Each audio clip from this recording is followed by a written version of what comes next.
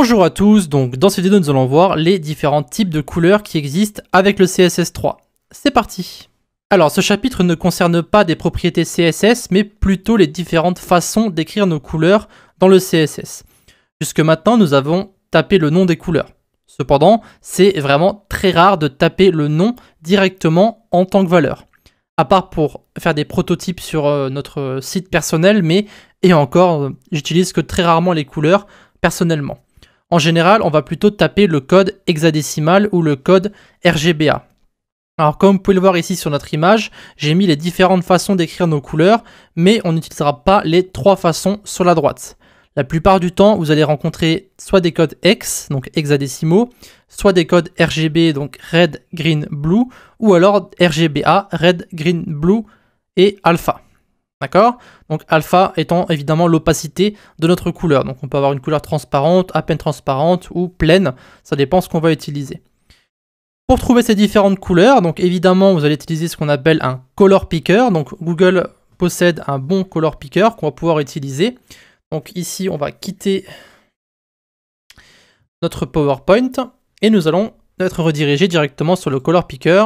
Donc ici vous avez, c'est le color picker, ils appellent ça. Donc vous pouvez en fait diriger votre souris pour choisir votre couleur.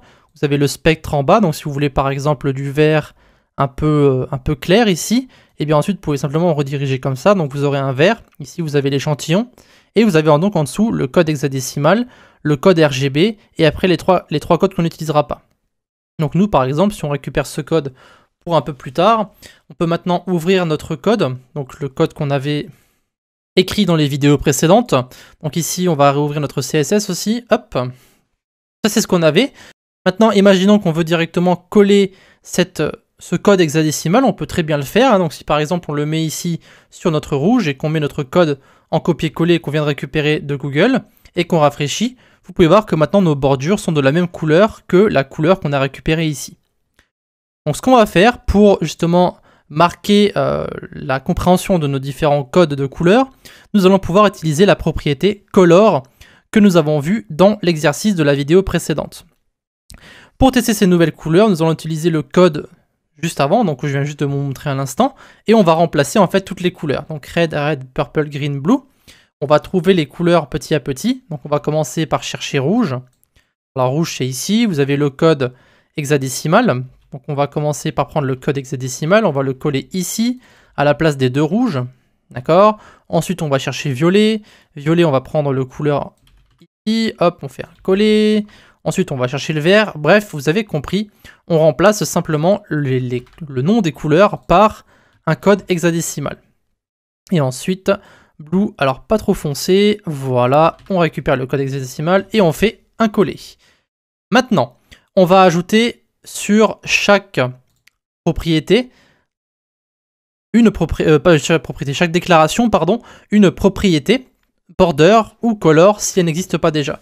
Donc, on va mettre un point virgule, on va mettre border de pixels solide et on va mettre justement rouge. Alors on va en mettre une autre. On va mettre une autre couleur, on va mettre par exemple du rose. Voilà, hop. On va récupérer le code. Tac. On va mettre rose, on va coller ici, et donc la couleur, ça sera du rouge.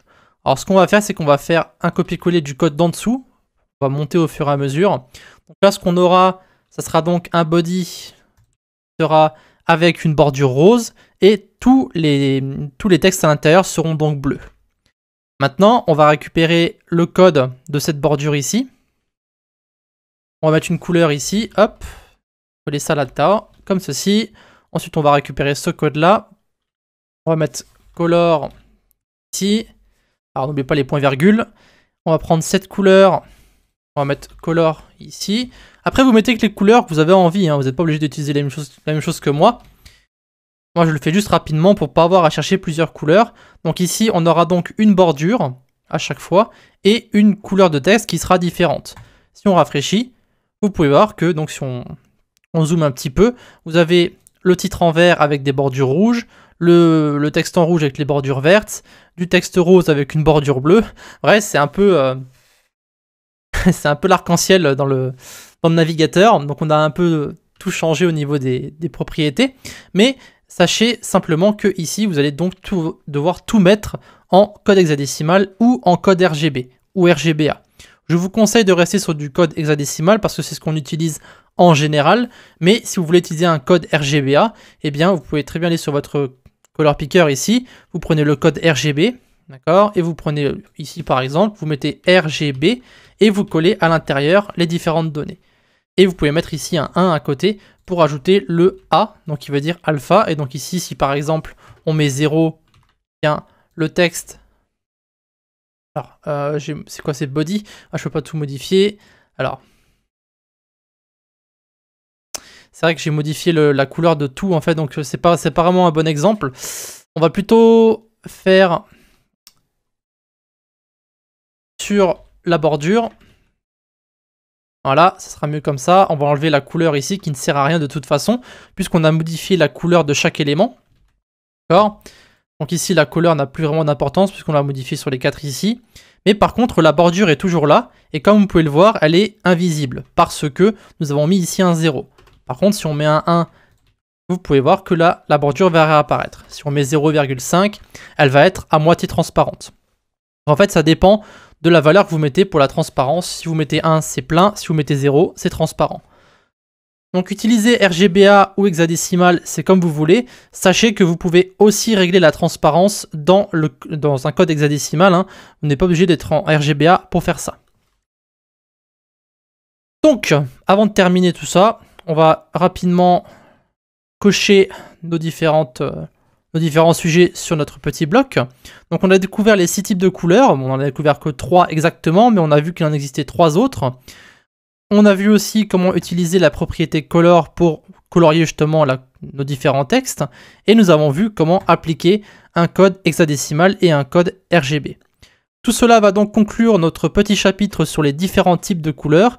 Et nous allons maintenant nous attaquer à quelque chose d'un peu plus gros, qui sera la boîte CSS, probablement une des vidéos les plus importantes du cours. A de suite.